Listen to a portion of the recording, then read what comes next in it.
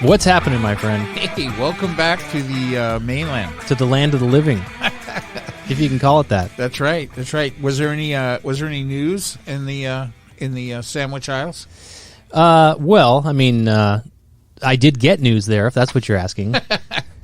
They do have news. They do have TV. All right, cool. But I was telling you just before we came on, though, about this plane incident. I always like to bring up, air travel and air safety and all that stuff. And, so we go to get on the plane and they close the doors. And then the pilot comes on and he says, we're ready to go up here in the cockpit, which is always a good sign. Like, we've done the math. We think we have enough gas to get you where it says on your ticket. Just enough. And then he goes, but the bad news is that the runway is clogged because there's a plane stuck on it. And here we only have one runway, so they don't know how long it's going to take to get it off, and we're just going to sit here. Wow, it's been a long time since I flew out of Kona. I didn't realize they only had one runway. It's the biggest island. They got the smallest airport. It's the biggest island, smallest airport. It's like Cabo, though. One little airport. You land and you turn around and take off the same way.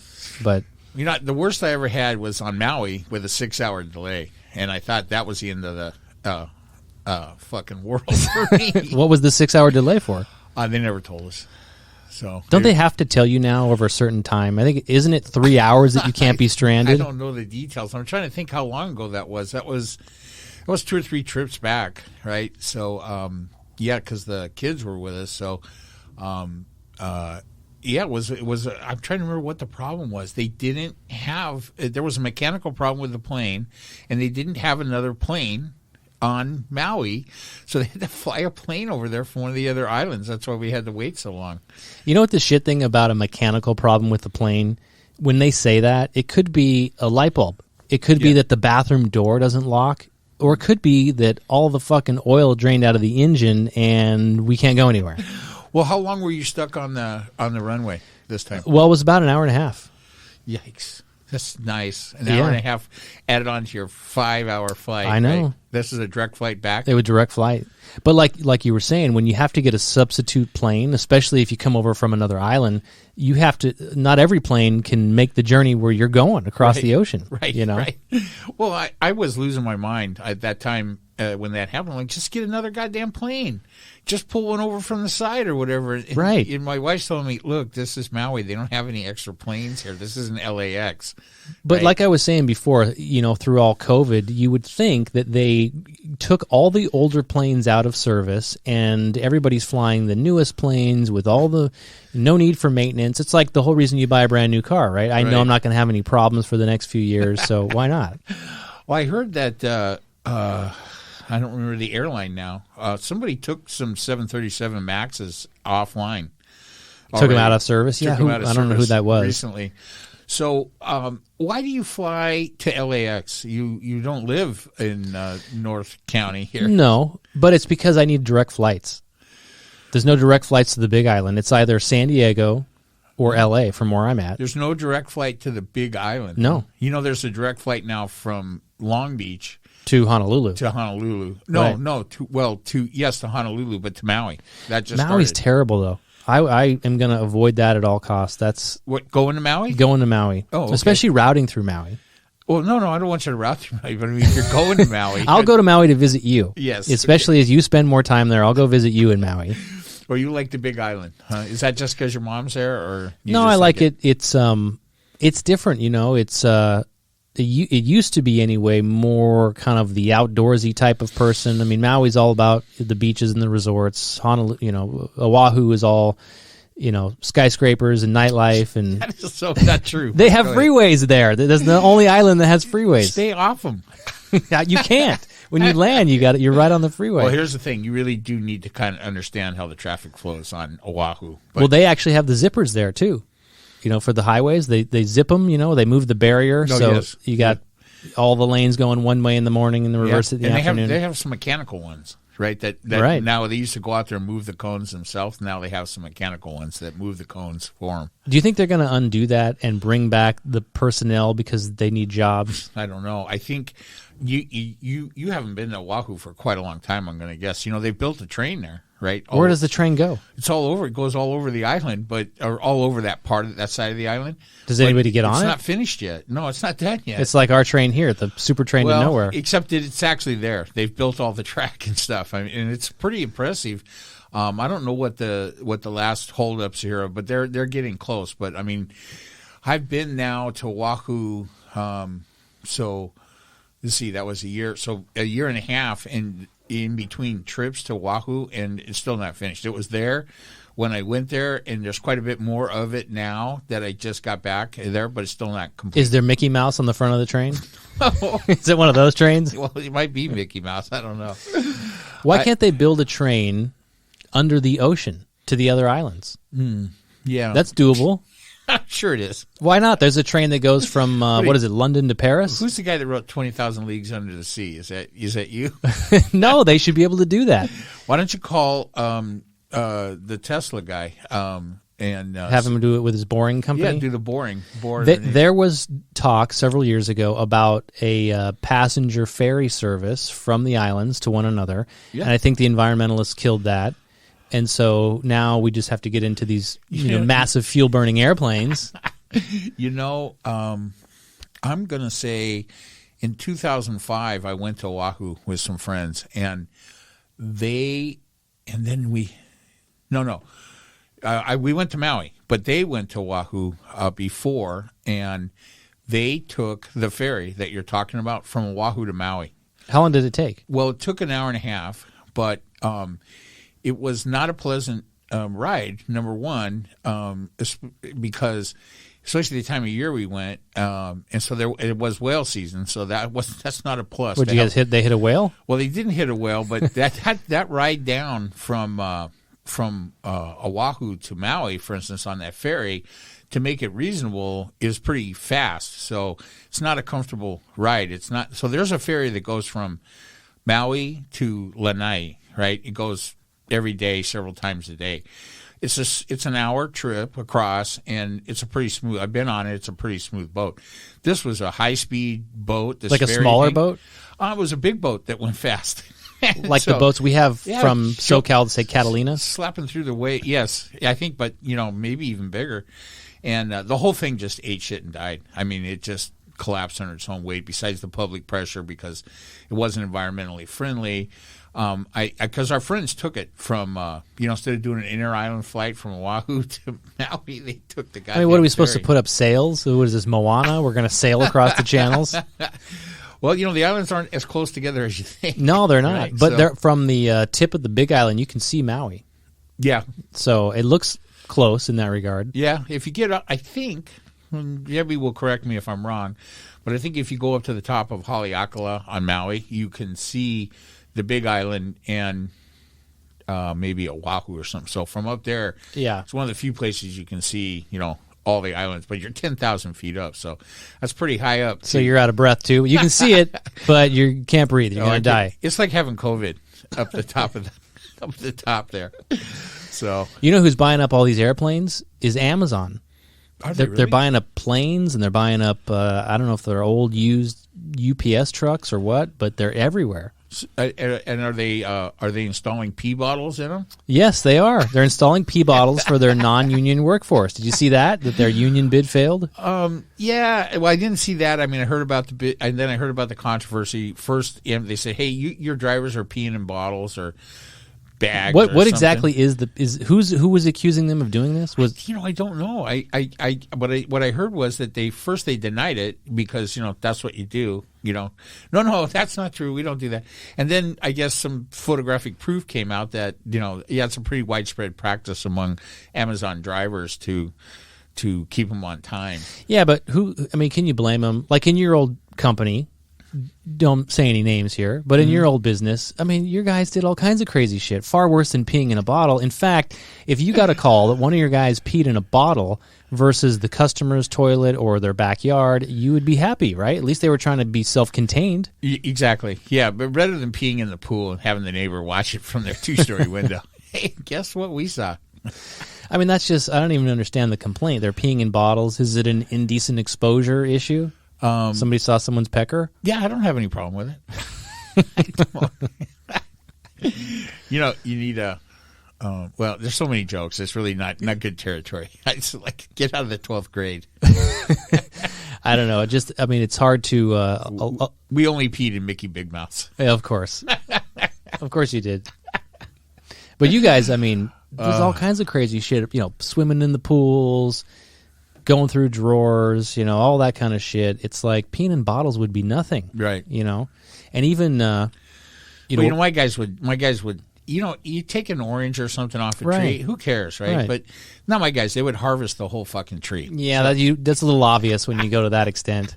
How many oranges did you guys get? I don't know, 100.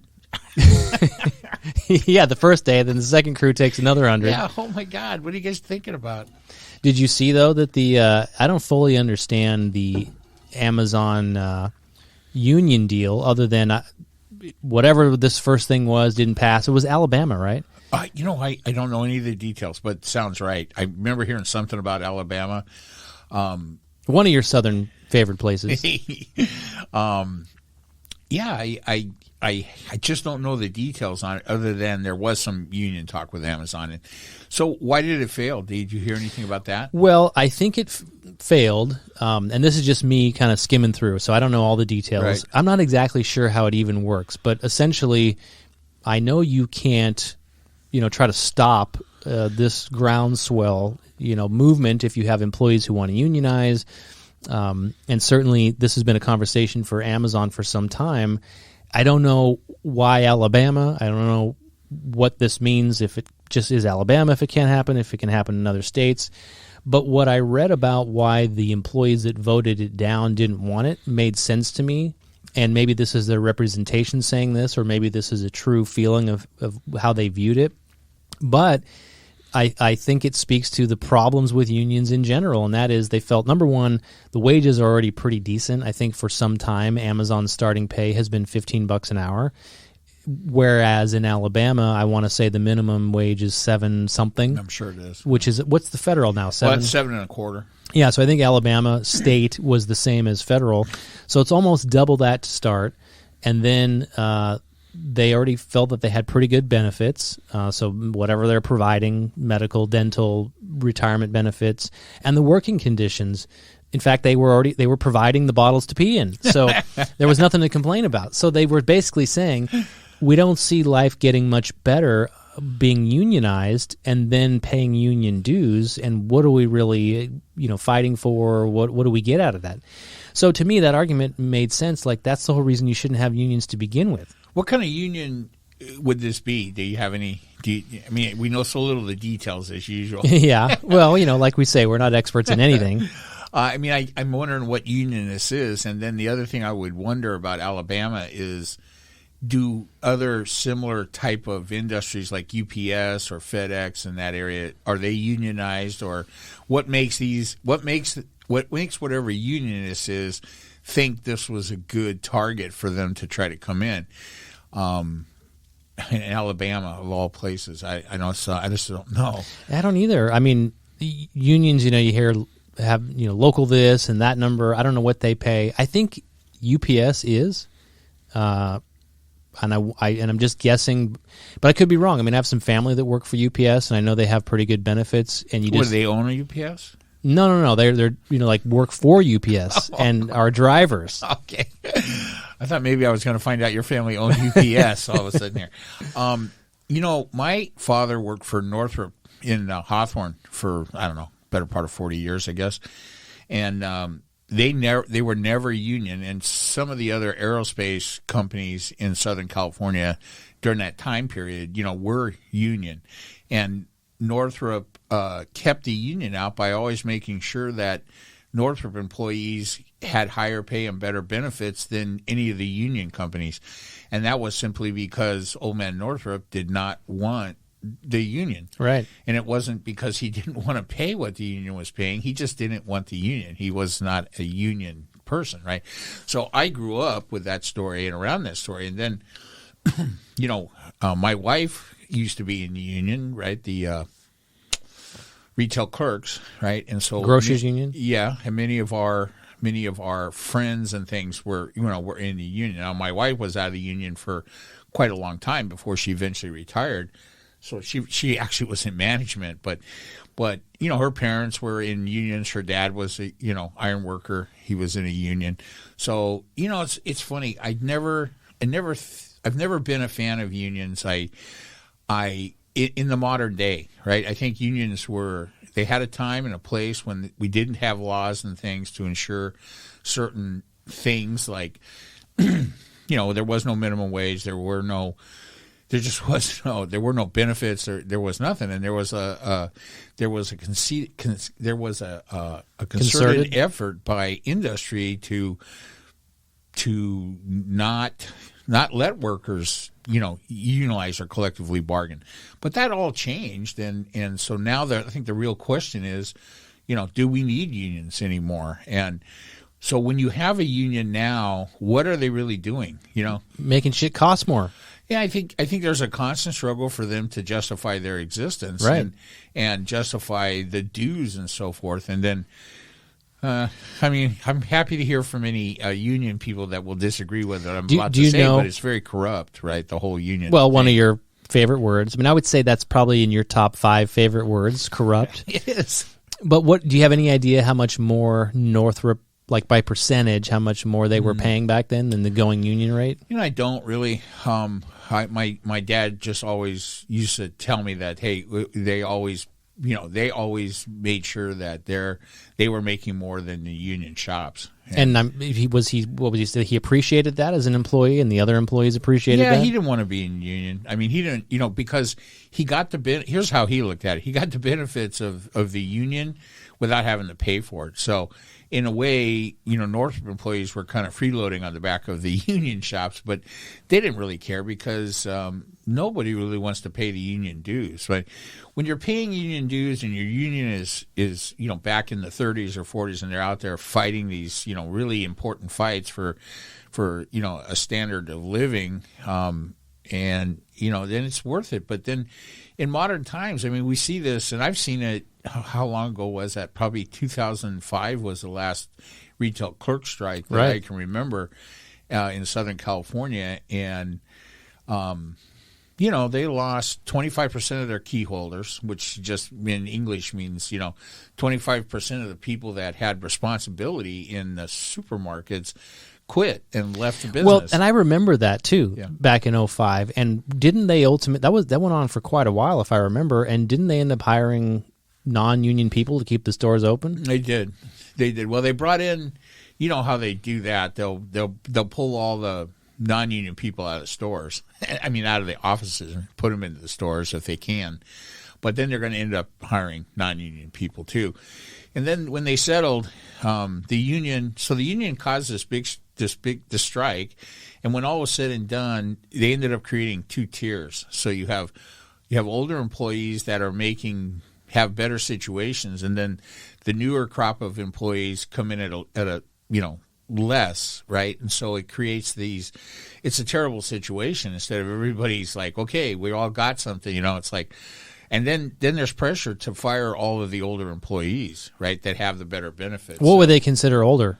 Well, I don't mean by age. I mean longer. That you're going to cap out with your retirement benefits. They had the better wage caps or better wage guarantees and benefits. And was that like a function of it's like one of the age and year of service kind of things? Yeah, I mean, and who's going to agree with this? I'm not sure, but I mean, the truth of it was that you could be, say, a single working woman and go to work for any of the chains and probably make a decent life for yourself, right? And if that was your sole source of income, you could probably be okay, right? You could buy a house, you could have decent cars, you could have a family or raise your children. But that's changed now. Nobody goes to work in the supermarket business now with the thought of it being a career because there's nowhere to go. And I don't know exactly where they find their management and stuff now because that used to all come up from within. But, I mean, the kids that you see going to work now, I mean, first off, box boys and stuff should be kids. So we're not talking about people going to work at the supermarket to be a box person or get the carts out of the lot and expect to buy a house and a car and put their kids through college. But as you progressed and moved up, in became a checker or became, some type of manager within the store or something. They have names for like you could be the third person, and they have the PCI. But no, the PIC, the person in charge, and the managers and things like this. But it's a ugly situation now, right? So, but what do you? This I think is a fascinating topic, and when you compare it to overall discussions about minimum wage and all the stuff that's going on in this country, don't you think the example that you gave of, would you say the box boy, shouldn't be... Person. Box person, yes, of course. Certainly would not want to misidentify anybody there. Just call me they. They. We. Yeah. We'll. But it should be a young person, not looking to have that position as full-time employment or whatever. In other words, it should be entry level. What's the difference between that and, say, a McDonald's worker where that those, based on pay alone, those are entry level jobs. Typically they start at minimum wage. A lot of them have fast track for advancement and management training and all those things. But the first entry level job, the fry flipper or the trash taker, isn't it the same thing? Shouldn't those be entry level jobs, and shouldn't the compensation be aligned in that regard? I think so. I don't disagree with that. I mean, I'm not of the school of thought that says that every burger flipper, box person, cart getter out of the yard person should be making all kinds of money. Yeah, I mean, are you supposed to make the kind of money doing that work that it takes to raise a family, and buy a home, and I don't think so. So, I don't know that has much. For me, that doesn't have a lot to do with the minimum wage discussion. If that's where we're trending here, I still think in this day and age, $15 is probably the bare minimum for any job to get along. But you don't buy. Trust me, you don't buy new cars or buy a home or any of that stuff on $15 an hour. But you used to, though, right? I mean, people were buying cars on the then minimum wage, and they were saving money to do it. Supermarket jobs were never minimum wage in California, at least. I mean, that was always way above minimum wage as far as that goes. I remember when I was 16, so God knows how many years ago that was. Can you really remember? Are you saying that you can or not? I can't. I had a friend that was working for a supermarket. He was a night stalker for Alpha. He was the night stalker. He was a night stalker, not the night stalker.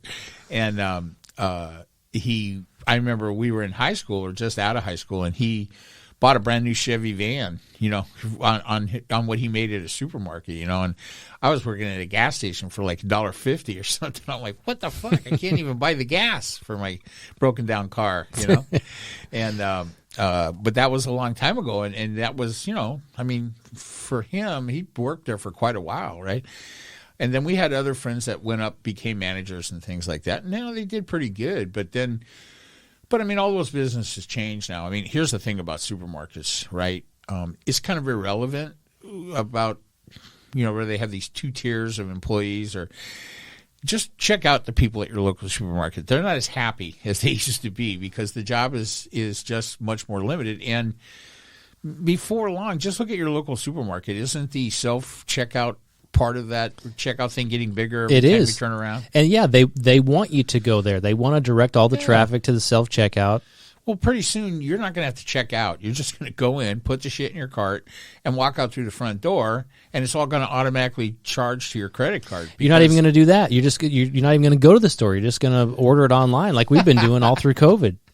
Well, there are stores now that have virtually no personnel, right? I know. And you just go in and the stuff's all done in the ether, And even my favorite tequila, there was one store in particular that I avoided going to because it was locked behind a case, and I have to get a manager to open it. And then through COVID, it's like a whole fucking thing, and it takes even longer because they're busy doing COVID shit. And so Bevmo? Is this Bevmo? No, this was an Albertsons. Oh, Albertsons. But now I can just buy it online.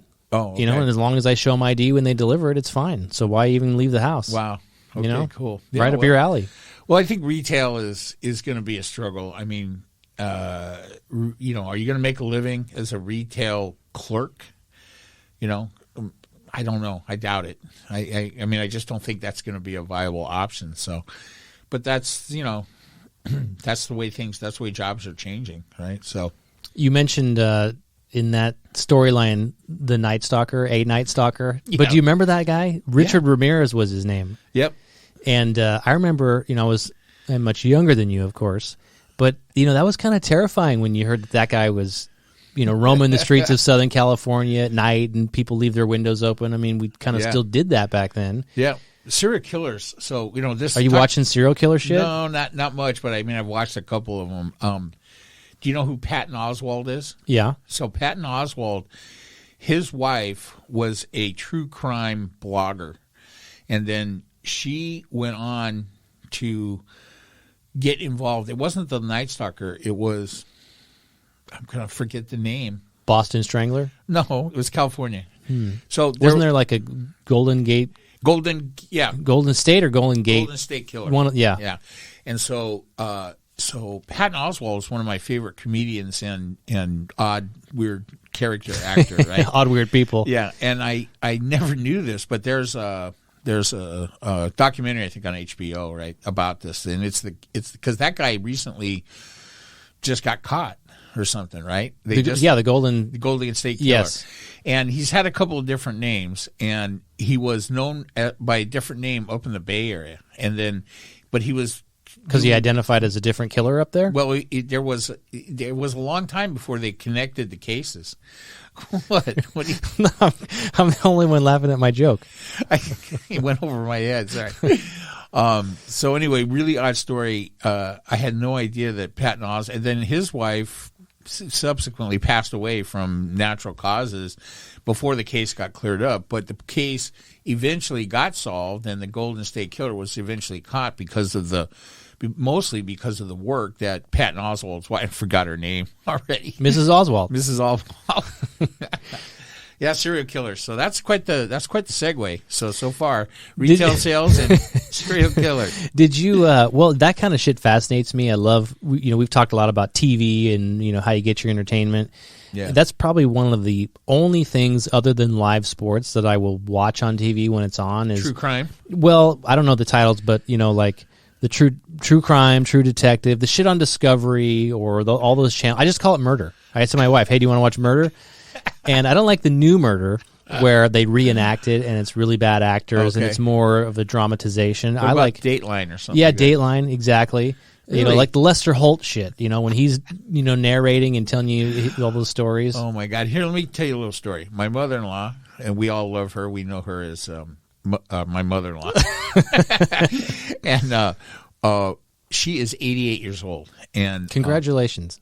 To her. And she doesn't really watch much or seem to care much about anything that's on TV. It depends. But the one thing that you can put on and leave on for hours for her is murder. Any of that stuff. Yeah. Murder television. And and the more gruesome it appears, the better, right? So, and there's a whole bunch of that stuff on TV now. So, well, it's great because, and I like the older ones, where they're talking about unsolved crimes before DNA was a thing, and then sometimes they turn into cold case files, and then a detective might work at their entire career and then retire, and then somebody else comes along and dusts off the file and solves the crime. It's fascinating. Who's the gray-haired skeleton guy that does all the ones like he's always To Catch a Predator or something like that? Well, okay, the Catch a Predator one's a different guy, which he had a whole thing. He got canceled before canceling was a thing, but I think he came back.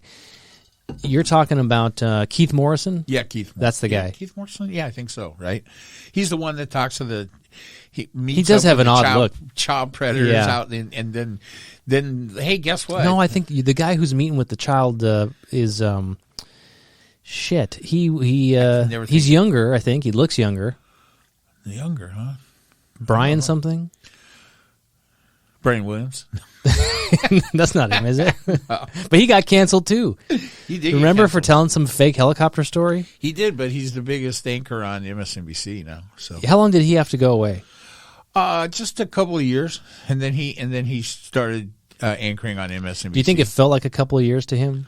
That's a good question. I mean, it's never talked about, so he's still the best. He's still the best one. He was the guy that used to go on the Jimmy Fallon show and do the slow jam the news. Yeah. All that stuff. So, I mean, he was pretty funny. He was at the height of it. He's got a great sense of humor, but he wasn't laughing when he got canceled. Yeah, he embellished on some nonsense about being on a helicopter in a war zone or some shit. I don't even remember the details. Something like. Do you think he would survive that today in this gruesome world of? I don't know, but now we're on to an actual topic here that has been talked about a lot. There's a lot of it's the cancel culture stuff that we've talked about in the past. Right? It's all your people. So is it but it's not. When you get your talking points paper in the morning, have they moved cancel culture to the top? Do they target you and say, Mike, we need you to call these people today and find some dirt and get them canceled?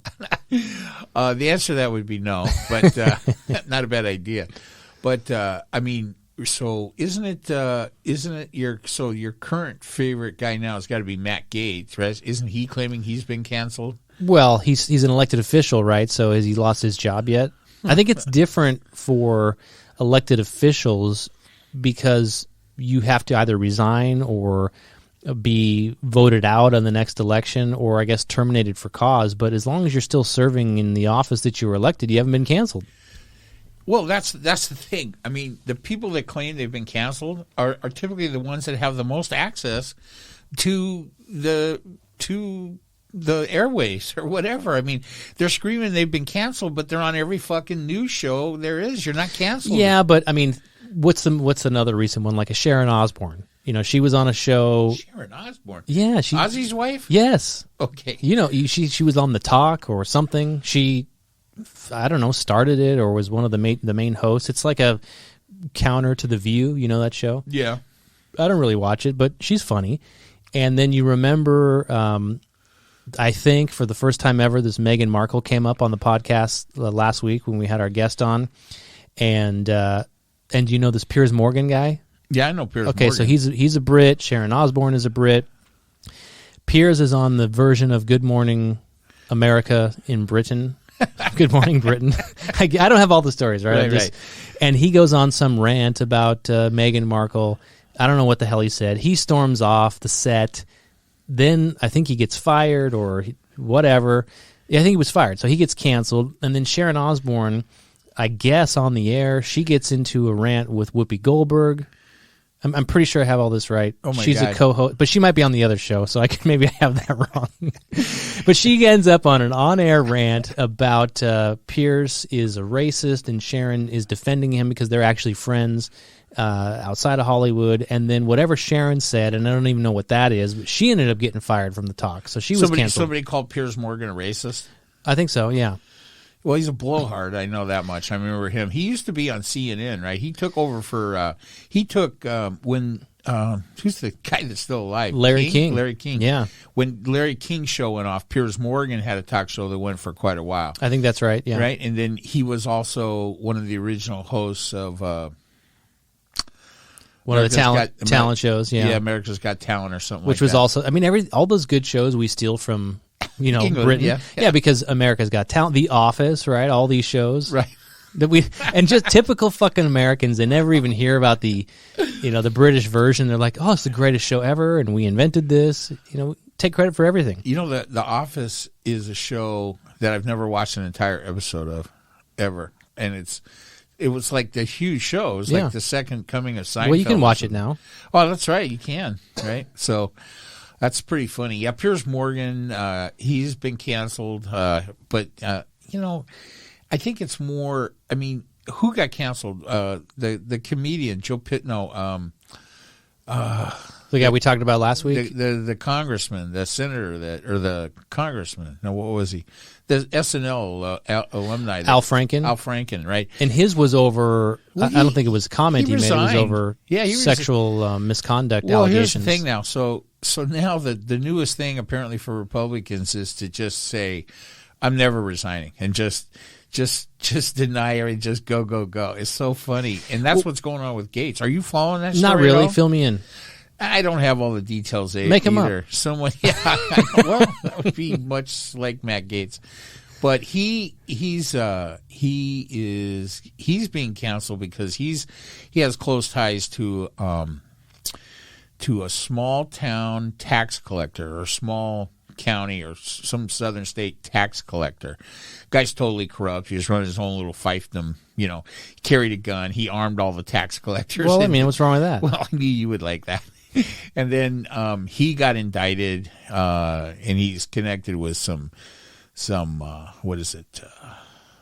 human trafficking and shit like that. So here's the thing, right? People would come in and you want to get a new ID or something? And fake ID? He was collecting all the surrendered IDs to get a new ID, and then he was using them to create these fake, steal their identities and then use that for human trafficking and all this shit, right? And then it turns out that Matt Gaetz and this guy were friends. They're from the same state or something, and the tax collector really looked up to Matt Gaetz and all this, and so then it turns out Matt Gaetz has been hanging around with a lot of underage girls and shit. Some of them supplied by this. The guys he was smuggling in. I mean, it's girls. Apparently. Well, what did I say, guys? Girls, whatever, whatever. And so I think Matt Gaetz is in trouble, and he's Matt Gaetz went on Tucker Carlson show, and tried to drag Tucker Carlson into this mess. What did he say about it? Tucker Carlson? Yeah, I didn't watch the interview, but I think Matt Gaetz tried to intimate that Tucker Carlson had gone out with him and with one of the underage girls, illegals. And Tucker Carlson's like, I don't remember that. I don't know what you're talking about. I don't even know you. Who are you? And of course he's one of Trump's butt buddies and biggest supporters and all this. So it's all crashing in around him. So it's pretty interesting. So that all sounds pretty bad. Even I can see that. But the whole thing about canceling is. So he's what is he, a representative of? Is he Georgia or Florida? Where the hell is he from? Matt Gaetz. Yeah. Is it Georgia? I think it might be. But he's a U.S. congressman? Yeah, I think so. Or is he just a state congressman? He's U.S., right? U.S. No, he's U.S. Yeah. And so if he did anything illegal, I don't know, going out with these underage people, or even something worse than that, shouldn't that be tried for what it is, criminally, or bring charges against him? But if he's just friends with the neighborhood gunslinging tax collector, does that mean he should get fired? Well, let's put it this way. This is how bad Matt Gaetz is, right? Under the most corrupt administration in our lifetime, for sure, the Trump administration, the incredibly corrupt Justice Department under Bill Barr launched an investigation into Matt Gaetz. Yeah, what did they say? He's a pedophile. he's a human trafficking pedophile, right? And so, that's the point of this. It's not like this is some Joe Biden Justice Department vendetta against a Trump ally. This whole thing has started under Bill Barr. So, how bad do you have to be investigated under the Barr Justice Department? Fuck. So what you're saying is where there's smoke, there's fire? Yeah, he's on fire, right? So here's the bigger question, right? So I do like this topic. Here's the bigger question. Is cancellation, is it being canceled? Is cancel culture, is it just consequences? Is that what it is? Are we mixing up the consequences for certain actions and behaviors and statements and things like that with, are we just using cancel culture to negate and obfuscate the responsibility that people should be taking? Does it happen some of the time? Is that the case some of the time, or none of the time? Well, I think no. I don't think that's what it is in its entirety. I think the problem is the lines have been blurred, where now the consequences for being accused of something are the same of actually doing that thing. And I think the earliest examples of this were with sexual misconduct claims, and the whole idea, and again, a lot of these things have turned out to be true. We can go through a lot of the high-profile cases. Was Weinstein canceled, or no? And I didn't bring up Weinstein. I'm not defending Weinstein. Is he facing his consequences? Bill Cosby? Well, but here's what I mean. That's another good example, right? Those things. A guy like Bill Cosby, there were stories about him for years that maybe he was able to sweep under the rug. Maybe, after so many, he was one of the guys, I think, one of the biggest cases where person after person after person came forward, where you have, one person a decade, right? And I'm just kind of marginalizing this, but one person a decade comes forward and says, this happened to me. You're like, oh, really? Okay, where were you all these years? And then all of a sudden they come out of the woodworks. It's like, happened to me. I don't even know what the number was. I lost count with him. But it became to the point where you just couldn't ignore it. And I mean, like the prosecutors and that whole thing, not me personally. And then a lot of the stories turned out to be similar with all these women and ultimately true. And there are countless examples of that. But I do think there are cases in that period of time, in that wave, that were not true and or certainly were never vetted, and then those people ended up losing their livelihoods over... Not Bill Cosby. No, not Bill Cosby, but ended up being quote-unquote canceled over it, just because the whole thing with cancellation, I guess, here's directly answer your question. Is it consequences? Yeah. And it's not, because it's not any form of justice. Most of the canceling that's happening is economic cancellation. It's not, punishment by jail or whatever. I mean, maybe if you're an elected official, you lose your job. But this whole Georgia thing, I'm fascinated with Georgia. Major League Baseball, which to me is one big snooze fest. I could give two shits about baseball. In 2000, you're a football guy.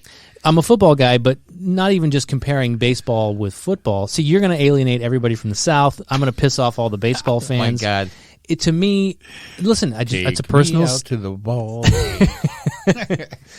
It's a personal taste. It's slow. I don't know what they did in baseball. Maybe it's steroids. I don't think that's fair to call all the baseball fans slow. It's not the baseball fans. Oh, okay. It's the game. It takes forever. I don't like that there's not a definitive ending. I agree. I don't like that it can finish in a tie and the high score, is 3. And they've changed a lot of that with steroids and whatever else they've done. Well, for me, a baseball game ends as soon as my hot dog is gone, and then I'm like, hey, "Can we go? Is it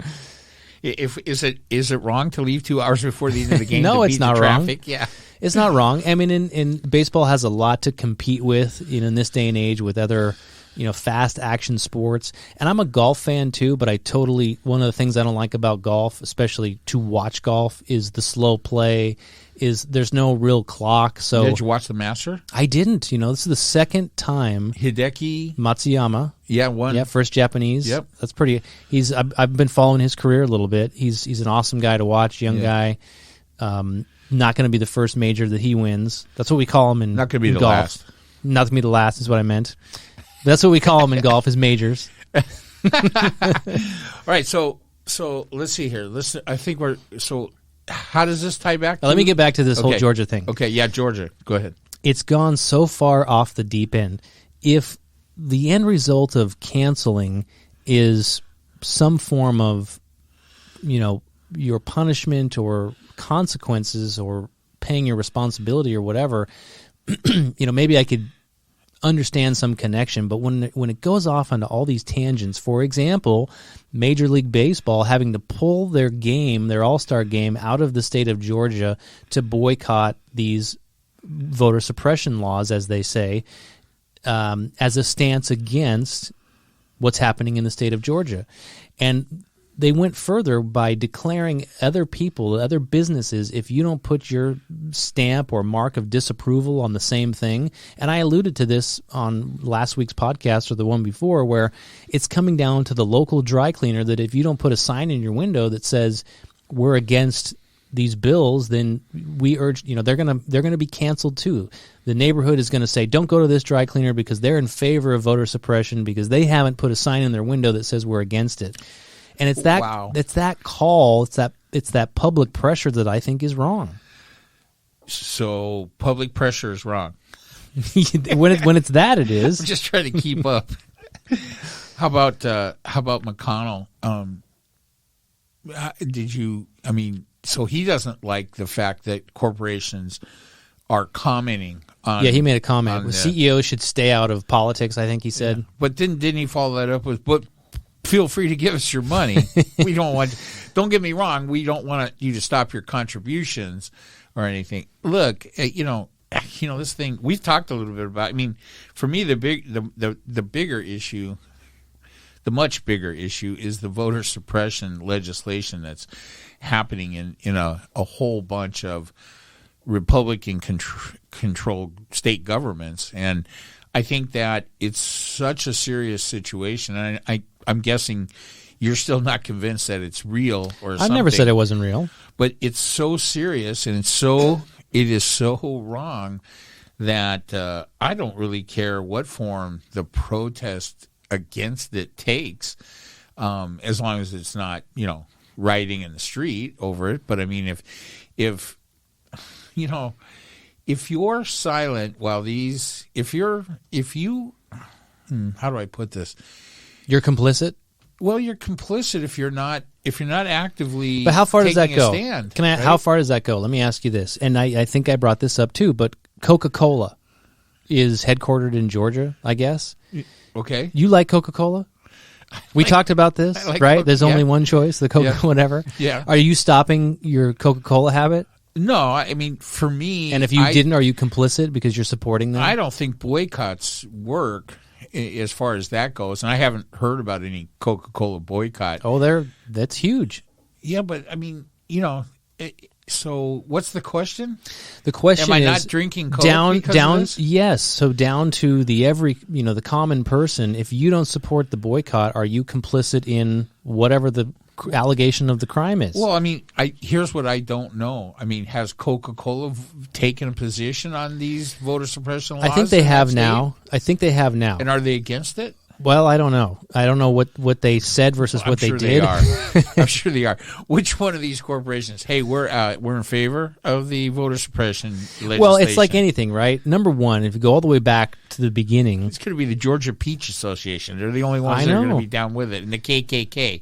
They're going to be all over supporting it. Well, listen, the Republicans are, of course, trying to spin it that they're trying to get you off the conversation that it's voter suppression. And I'm not going to sit here and defend them, but they are trying to say that, hey, we've made improvements to the voting in this state.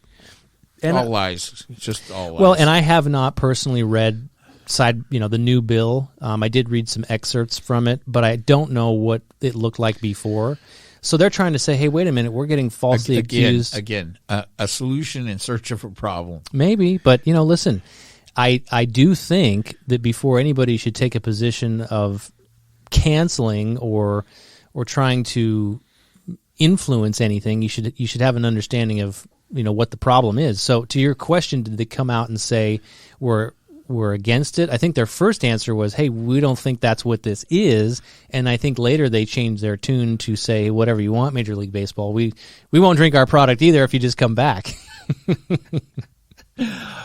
I don't know. I think that. But where do we draw the line? Georgia's losing the public opinion process on this. Thank God. And I think that we're right in the middle of this issue. I think that, and all it cries out for is a federal solution. So that's the last thing we need is more authoritarian hammers coming down. We need to put the Voter Rights Act back in place, the one that was incorrectly removed during the last administration. What would solve the problem is, I think you and I are aligned in this way, is that when it comes down to it, we're solutionaries. We like to think of how to solve the problem. Yes, we can get lost in the weeds on what's wrong, and we could wordsmith things, but at the end of the day, we need solutions. And maybe this is where we disagree, but I've thrown out there that we should have one form of voting, one way of doing it that includes all the things we need to do to get it done. Call it early voting, call it a voting period, call it electronic voting, call it whatever. Make it the same across this whole country so that there's no fucking problems. Well, that's all great, but in the meantime, 250 some odd voter suppression bills in Republican-controlled state governments are going through their legislatures or have already passed right now. So let me interject there. So we have to do something about that. Well, who's the we? The country. And what do we do? Well, we put in the Federal Voting Rights Act and then have the Justice Department oversee. And then look at each bill and say what is legal and what's not? Just just rescind all of those bills. But what does it say about even Kemp in Georgia is still within the change your mind period of time. He can rescind his signature on that bill at any time. There's I don't know what it is off the top of my head, but I heard about it this morning. There's a time period in Georgia where he can just rescind it and stop all of that right now. Shouldn't it be like a car? You only get, 3 days to change your mind? He's got like something like 17 weeks or something. 17 weeks? Yeah. But what does it say about, the people that voted those legislators in that wrote these laws? I mean, if you have a federal response, a federal hammer that comes in and says, ultimately, we can't have this, isn't that the will of those people? Isn't that how you look? Isn't that their defense, I guess I should say? I don't know. Their defense is that they're trying to fix security problems with voting that don't exist. And I think you have certainly voiced that on this podcast a lot, and I think you're right that if you try to have a knee-jerk reaction, or if you go in one direction of trying to make changes to the voting process because of a false claim and belief that there has been voter fraud, that's certainly misaligned and certainly... Well, I will tell you this. The people in Georgia that have worked long and hard for voting rights in Georgia and voting reform, in the sense that, Georgia's been well known for several election cycles to have these tremendously long lines, which in and of itself is voter suppression. Not having enough polling places, making it too hard to vote so people just simply don't do it. That's the oldest. But is that true, though? That's 100% true. It's historically been that way? Yeah. And then, so they've done nothing. So all of this voter reform that's happened in Georgia, they did nothing to fix that. But they did make it illegal to bring anybody in those lines a drink of water. So you expect somebody to stand in a fucking voting line for 8 hours, and then if Uncle Joe brings you a bottle of water, he can be arrested? What kind of horseshit nonsense is Jim Crow crap is this? But don't you think that part of the number of polling stations has to do with population density in large areas of rural communities where you just don't have that many polling places? Do you have a comparison to California? Because I don't know. Okay, well, here's my comparison. I've never gone to a voting location where I couldn't just walk in and vote. Now, I'm not saying it has to be like that everywhere, but if you have polling places in Georgia where people have stood in line for 4 or 5 or 8 or 10 hours, I don't know what else you need to understand that you need more polling places. Yeah, that makes sense, certainly logically, but isn't the solution time, not locations? Like, in other words, if you could do it remotely, why do you even need to go anywhere? Well, I'm not, I'm all for, mail-in voting and stuff like that, but they've put the kibosh and all that, right? Now, if you want to absentee vote in Georgia, you have to get a note from your fucking doctor to saying why you can't come in, why you can't come to the election. Well, let me ask you this: so you like mail-in voting? Are you in favor of technology voting, and whether it's I don't know how you do it securely? I don't know, dude. I don't know, but I'm going to tell you something. Tell me. They just put a fucking Jeep on Mars with a helicopter. I know, right? Figure it out. Okay? Look, everybody should use a paper ballot. Okay? That's the number one thing. And so I'm not sure about technology voting. I'm not sure about voting from your phone. Although, there may be a way. I don't think we're there. Right now, paper voting is the most secure way to vote. That way, ballots can be gathered up and recounted or whatever. So what if you register to vote, you go to a grocery store that has no checkers because it's all self-check, and one of the options in voting season is, instead of cash back, would you like to vote and select your candidate? What do you think? I think voting season is a out of that nonsensical example. I think a voting season is the one part of that sort of sounds right to me. Why would we, if the idea isn't to suppress the vote, then why would anybody talk about limiting voting to one day? Yeah, that's kind of dumb. It is kind of dumb. And then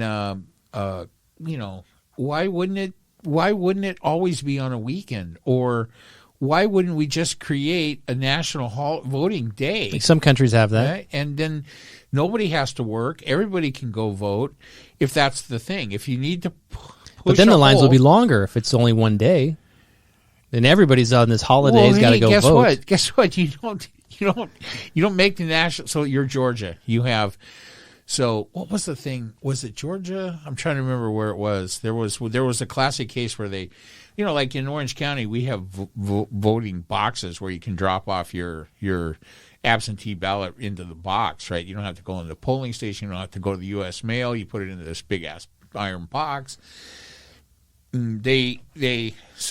I'm trying to remember. Was it Florida, where there was this one district where they decided to remove all the voting boxes except one for this giant county.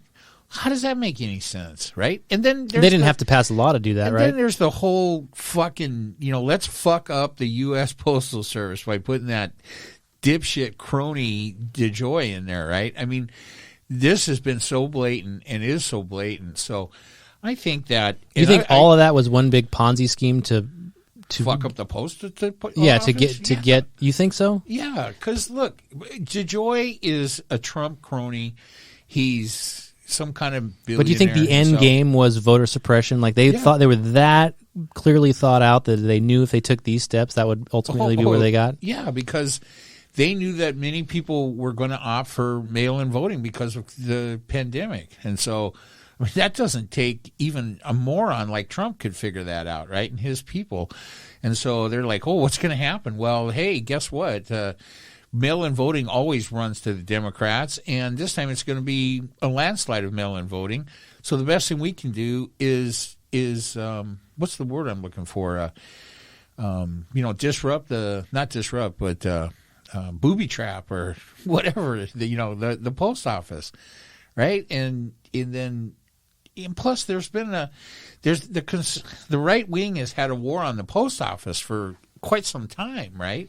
Well, the post office has its own problems. I mean, I think we've covered that. But let me take you back to baseball for a minute. Okay. If you are, I think the one of the concerns I have, or I think something that people should talk about, is when you're a sports league like Major League Baseball, and you have drawn a line in the sand and have chosen this Georgia voter issue as your thing, as what where you're gonna fall on your sword over, and you've pulled out your All-Star game. Yeah, don't you think? Which nobody cares about anyway.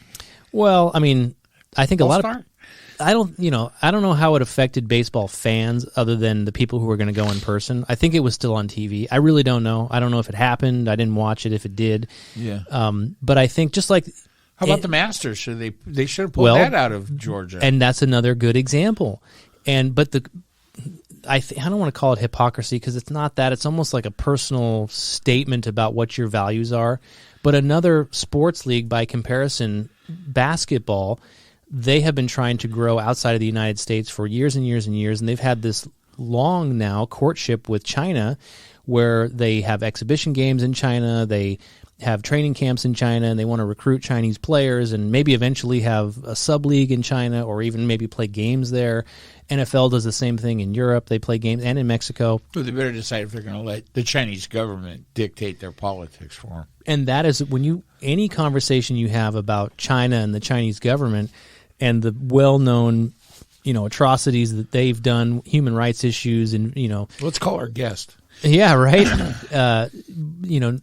Invasion of Hong Kong, not respecting their sovereignty and all this shit. So I guess the real kind of head scratcher for me is, okay, if you're baseball, you've chosen this issue of Georgia, which obviously aligned with when you were going to have your game, certainly when it was national news. But, I think the spotlight is on all of these leagues and these people to where there is going to be some form of hypocrisy when they don't take a stand on something else, like a basketball China thing. And that's what just bugs the shit out of me. I know I'm not articulating that well, but I just think this whole cancel thing has gone so far and too far because it just is never ending. And I brought this up too with technology. Everything people say and do is going to be recorded, and there's going to be this gotcha moment later in life, and it's dangerous. I think that the thinking on the part of businesses or sports organizations that decide to take a stand on a cultural issue like this, or a voter rights issue, let's just call it a political issue, is that it's the cumulative effect. Is pulling the baseball all-star game that nobody gives a shit and no good players play in anyway, pulling that out of Georgia, was that going to change? Was that going to change the voter suppression laws that are happening in these state legislatures? In and of itself, no, absolutely not. But it's the culmination of all the different public-facing organizations, groups, individuals that exudes the public pressure on these states not to look. Somehow, I think the feeling is among all these companies. Well, look, the companies, right? The companies, the organizations, they don't want to be on the other side of this after. I think that's what it's right? about. It's about the profit for them. They don't want to be on the other side of this and say, hey, we should have took a stand before this happened. This stuff's not going to stand one way or the other. If there's enough of this state voter suppression stuff, then you're going to see some form of the Voting Rights Act come back into play. That was, that was to keep southern Jim Crow states in line. And frankly, over the last 4 years was not the time to pull that oversight by the Justice Department over voter laws. Realize that in those southern states, any law that had to do with any change in the voter right in voter laws voting laws had to be submitted and okayed by the Justice Department. That was working. That worked for a long time, and it should be working now. When did this change? Over the last 4 years. I don't have the exact date, but it's one of the things that the right got changed, and now you see the result of that. Why do I say that shouldn't have been changed? Look at what's happening. Look at now that all of that oversight is gone, and they are going crazy with these laws, and it's one after another, and each state gets more far out. And I mean, you would think that making it illegal to bring a bottle of water to someone in a line to vote would be unbelievable, but it's not even going to be close to the most outrageous law that we see passed over the next few months. Yeah, and I think in that part in particular, it seems to be the one that gets all the national headlines, the food and water. And that's one of the excerpts that I did read. I don't know, again, I'm not defending it, okay? But I don't think that's what it said. So I encourage people to go back and read it. I think what it said was you can't offer to pay or bring gifts to people in line, including food and drink. So but I don't think, I think that means like handing out vouchers for Burger King, or saying, I'm giving you this as a giveaway. I think if you're in line and as my friend, I can bring you water. I don't think that's what it says. But you'll think that till you're arrested. Well, who's going to get arrested, me or you? Well, probably neither of us. But the black guy that brings some water to the church that provides the bus and brings the parishioners down to the polling place on a Sunday, right? That's another thing, right? How does it make sense to outlaw, voting on Sunday? That is straight up meant to suppress black churches from organizing their parishioners and going to the polls. I mean, there is because they're all going to be in church, and that's how it's been done for decades and decades, and it's how it was done this last time around. I mean, they went through and ID'd every situation that resulted in a higher voter turnout for Democrats, and they are passing legislation to make that illegal, whatever the fuck it is. I think that is certainly. And if you want me to read those goddamn bills and no, they're too long. They're too long. I will. That's why nobody fucking reads them, because they're too long. Because you don't have to. Look, it's voter suppression. It's what it is, and I haven't, nothing. I haven't heard nothing been refuted that's been said about what these laws in these states are doing. Well, listen, you've cited multiple times, I think 230, 240, however many nationwide bills there are in various state houses that have to do with voter suppression. I don't know what the number is. I haven't read any of them. with the exception of a few bits of the Georgia thing because it made national headlines, and of course Major League Baseball. It's the first one too. There you go. So you're the martyr when you're the first one. I think what you just said, it probably has, the way I see it, the most truth in the whole matter is that when you're on the losing side of something, like the Republicans have been and look like they will be for the foreseeable future, you'll do anything to tip the advantage to your side, right? So that's the way I see this playing out. They look at all the scenarios that have given the advantage to the Democrats, as you've said, and figure out, how can we turn this around in our favor? I don't disagree with that. Well, and I mean, that's not how it's supposed to work, right? If you're losing elections, you're supposed to figure out what it is you need to do to get people on your side, not prevent them from voting. I agree with that. Yeah, that should just be, any type of voter suppression legislation should just be hammered into non-existence. Well, I think, again, solutionaries as we are, I think there might be common ground on what to do about it. But the canceling thing to me is just crazy. You mentioned the Masters, right? That's the one of the 4 golf majors in a year. That's the one event that's played at the same venue every year. The U.S. Open, the PGA, and the British Open all move to various venues depending on the year, except for the Masters. It's always in Augusta. It's always in Augusta. And so they did move it on the calendar last year because of COVID, but they've never moved the venue.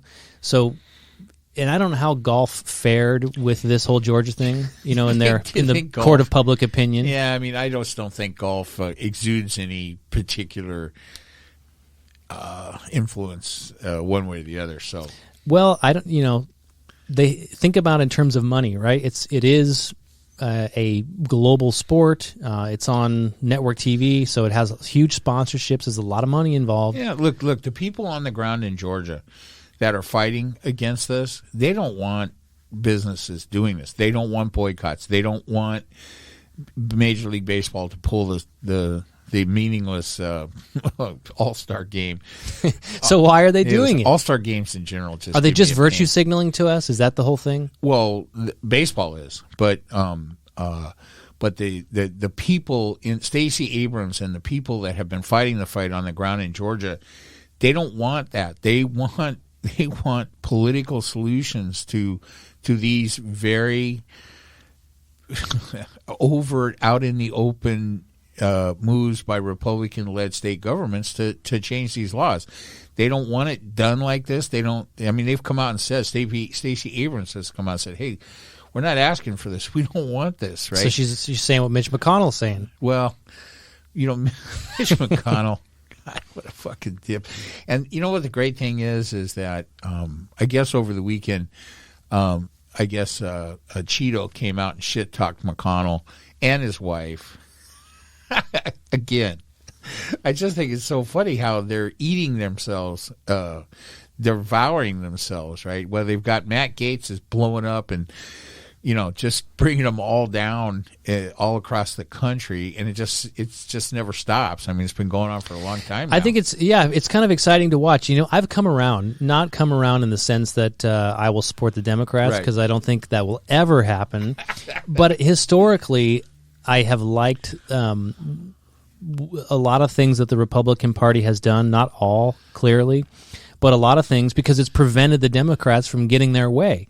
And over the years, over the decades, I mean, when Democrats were kind of more centrist, maybe that wasn't such a bad thing, but now they've gone so far left, and all these policies just fucking scare me. But you know what? That's okay. The Republicans have gone so far the other way that let them collapse. I don't care. Let the Democrats control and ruin this country, and then that's fine. So don't have a lot of detail on this either, but John Boehner has a book that came out over the weekend or something, and I'm very tempted to maybe get it and read it, and we all know who John Boehner is. Yeah, former Speaker of the House. Former Speaker of the House, Republican Speaker of the House, who had a surprise resignation in 2015, shortly after bringing the Pope to the House to have a pray-down or pray-in or whatever it was. He's a real Jesus-y guy. He's a big Catholic. Real emotional guy. Yeah. So big crier. Yeah. Not that there's anything wrong with that.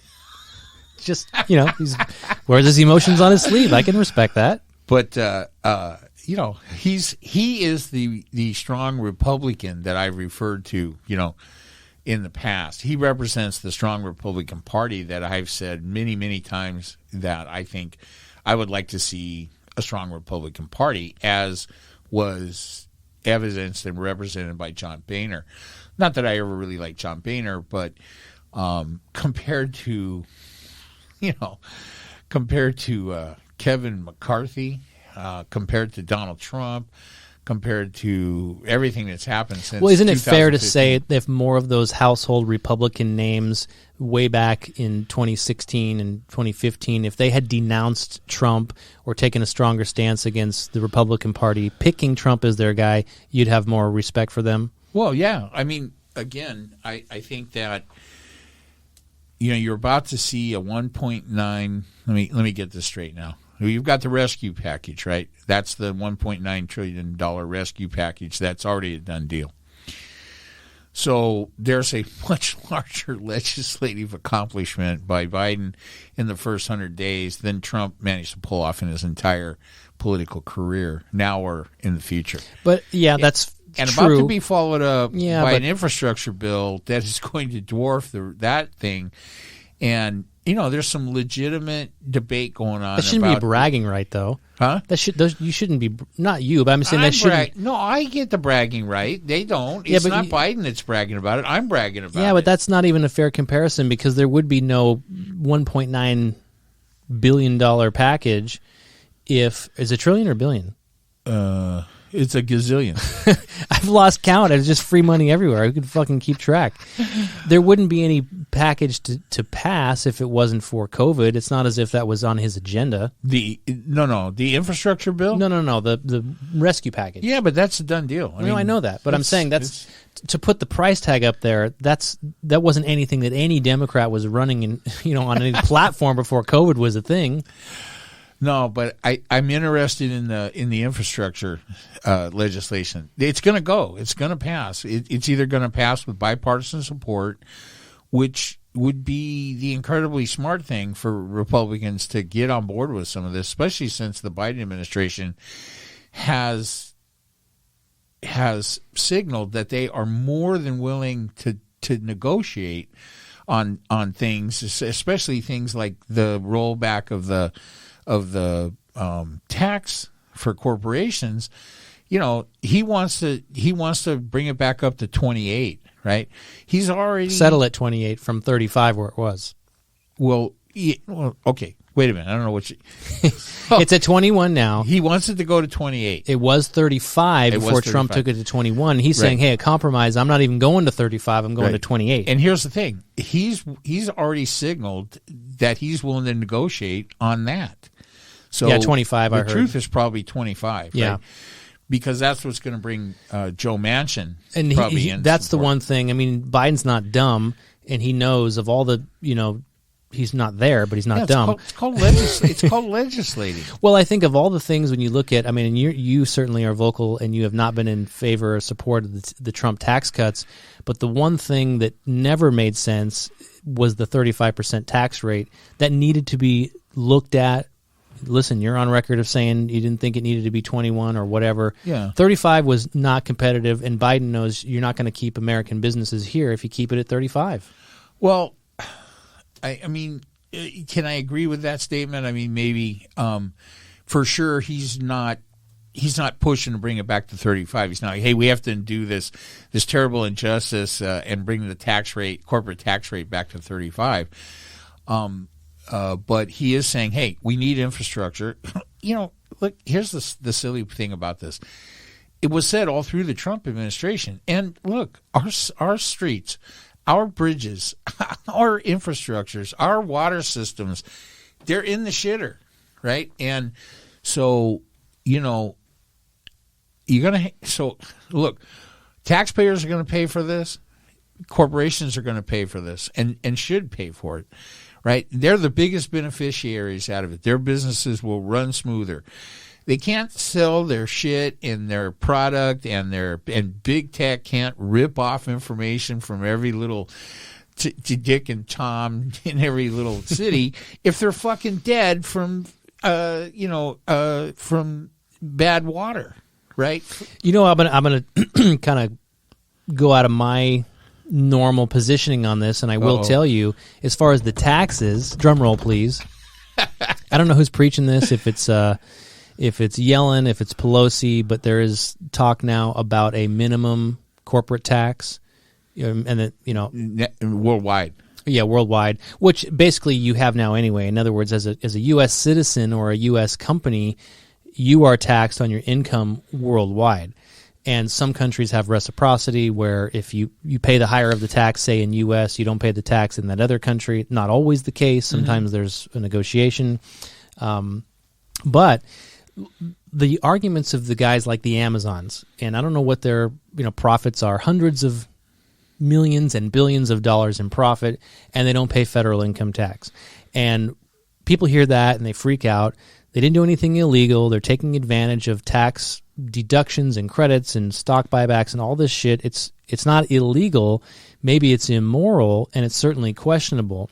But what I would certainly be willing to look at is they are making dollars, okay? It's not as if they lost money. They are making income after all their bills are paid, expenses, salaries, wages, all the legitimate things that you would pay for to run your business. They're still putting more dollars in the bank to the tune of millions and billions of dollars.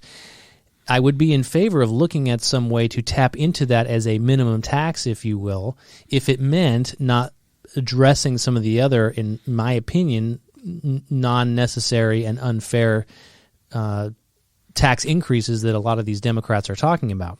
Because when you just lump everyday corporations into the big bad corporations, and they need to pay their fair share, that's not what a lot of America is, and a lot of American businesses don't really make a lot of money. And if they get lumped into the same mudslinging, it's not going to be beneficial for them, and I'm not in favor of that. Well, if American corporations that aren't on a scale of Amazon or something like that, I know the corporations you're talking about. I used to have one, right? So, but here's what we did: we hid all the money. I mean, we made money, but we fucking hid it. That's what Amazon did. They're hiding it. Well, I mean, I just don't have the sympathy you have for them. Number one, if you're a corporation not of the scale of Amazon and you're not making money, that's your fault. That's not my fault. And that means you suck at being a corporation. That's not, I don't have any sympathy for you on that.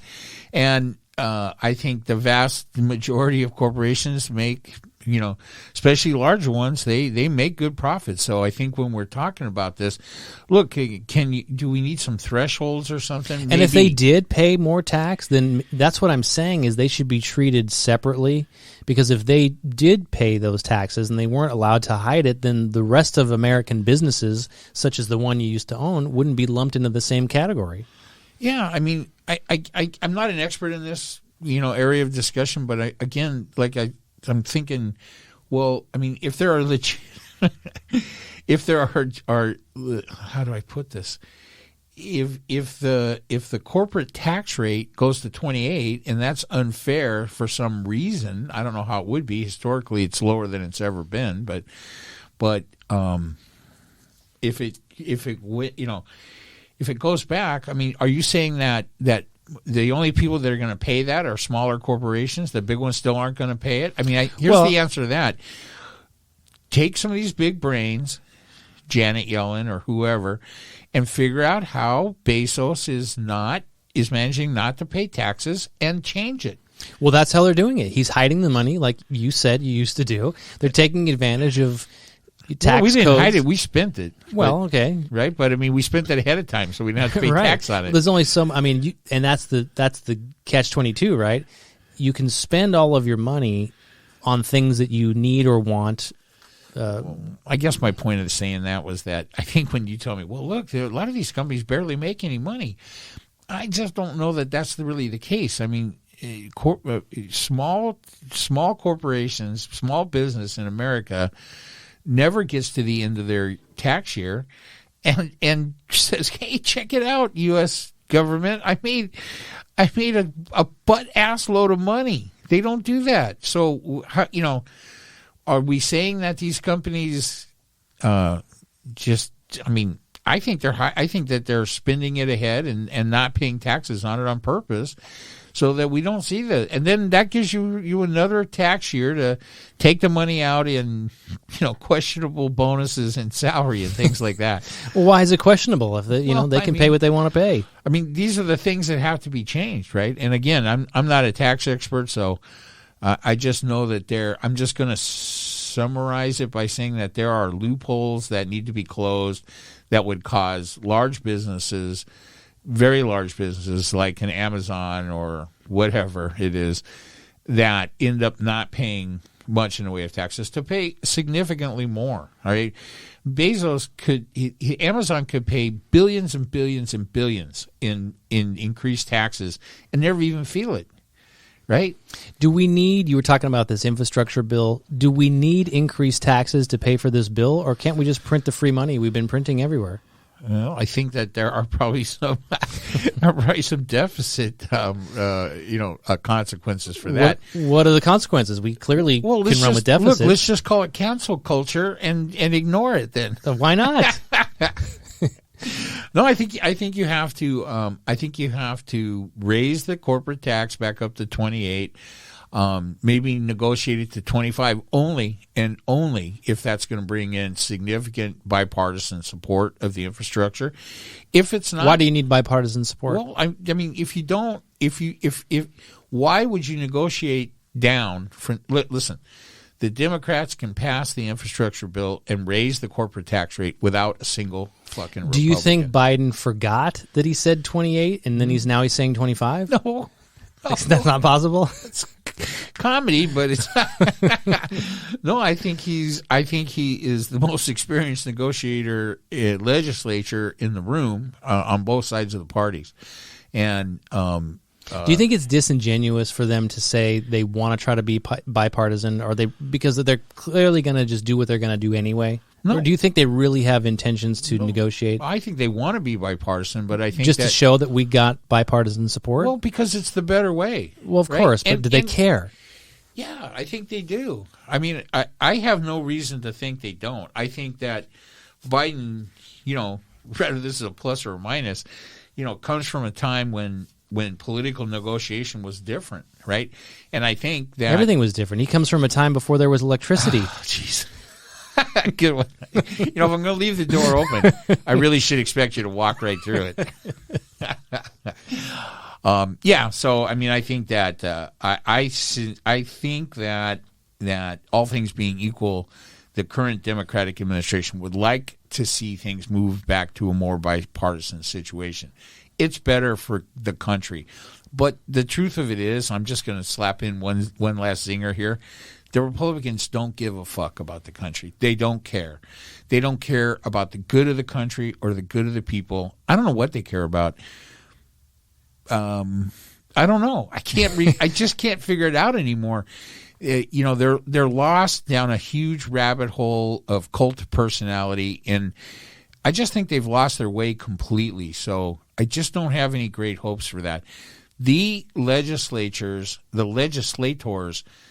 that you see now on the Republican side in both houses of Congress are terrible. They're just terrible. You know what I mean? The Republicans, the way I see it, they're like a band that has had their audience forever, and they've hung around too long, and they just haven't added or attracted any new fans. So when you go to their concert, like Jimmy Buffett. Uh-huh. Sorry, Jimmy. I mean, I'm not... I've been. Yeah, right. So this isn't a knock against Jimmy Buffett. Yeah. I'm making the shark thing now. Right, exactly. Nobody can see it. But are there teenagers going to a Jimmy Buffett concert? Probably not.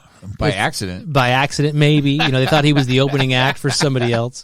They went with their parents because somebody's got to push the wheelchair. Oh, that's fucked up. So you go to a Jimmy Buffett concert, and what do you see? You see old people, old white people. Yeah. And the Republicans really... They're like a Jimmy Buffett concert. They just haven't added any new fans, haven't written any new music to get the young people excited about. So is it that they don't care?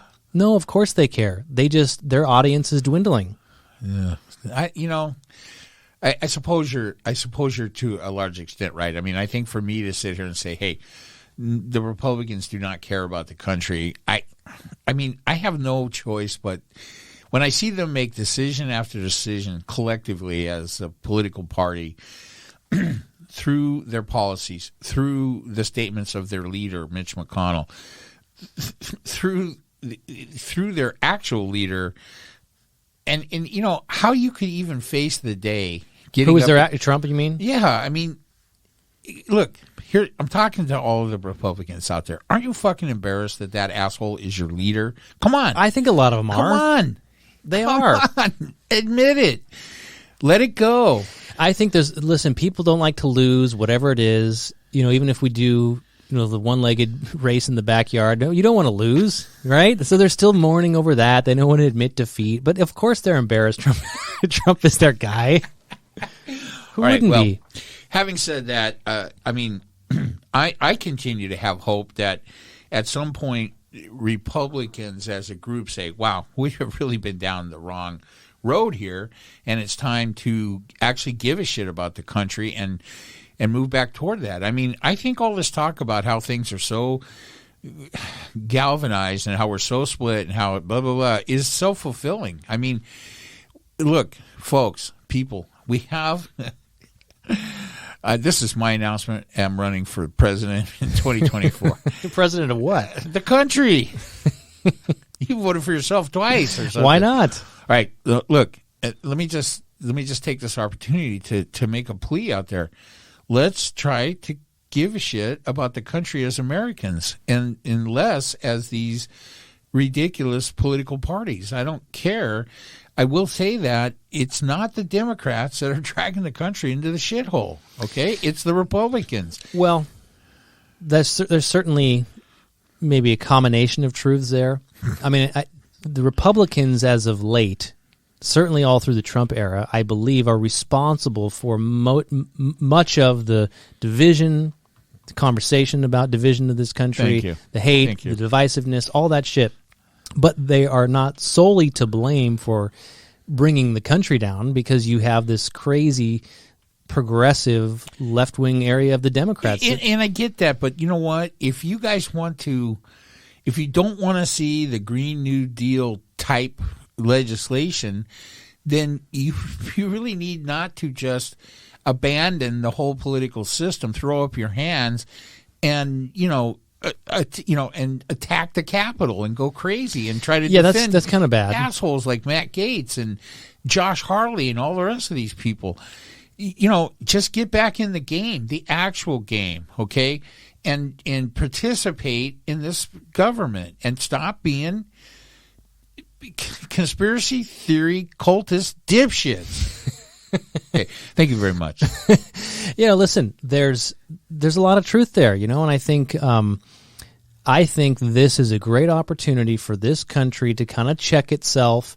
You and I have talked many times, we've probably said it on the podcast, that there's been this period of a breath of fresh air after the election because there's just not as much politics in general in the news. There's certainly not a lot of presidential shit in the news other than governing, right or wrong, a lot of bad decision making, but it's not, crazy decision making. It's not Trump type shit going on. So it's allowed the country an opportunity to come up for air, which I think is needed and a good thing. So we'll see. This is an opportunity for us to now look at the issues, what's important, how we do shit, the process, as you say. Yeah. If you don't want $1 trillion to go for, green windmills or something, get in the game. Right. And it remains to be seen, because I am just trying to follow the fiscal stuff, try to understand why we need to do a lot of these tax changes when it's clear we can just print money, run with deficits. There is no plan or even talk of a plan to pay any of that back. None of the tax increases that are even being discussed or could ever be thought of could ever pay it back at this point. So I don't know how you ever right that ship, and maybe you don't have to. Well, I mean, listen. Here's what I'm going to tell you. Republicans, they only care about deficits when they're out of power. As long as they're in the White House, there's no such thing. What's a deficit? Never even heard of deficits are irrelevant. They don't really affect. I know. No, they're only relevant when you have these government shutdowns because you've run out of number of days to fund the government. like, that's when we do our best work. Just shut it down. Was it a Democrat that shut down the government twice over the debt ceiling, which is... It's happened a couple times in the last couple of years. Yeah, not Democrats, right? That's Republican. No, didn't Obama have that? No. I think he did. There was no shutdown. I think there was. Is it a blur? I think... Well, I think that that's probably not going to happen again in the near future. So, I just look. Let's try to look. Infrastructure would be a great thing, right? I mean, we are falling behind. I mean, I don't think you need a study, or I don't think you need to be a professional political pundit. You just need to get in your fucking car and drive over a pothole to know that we need some money to do some infrastructure stuff, right?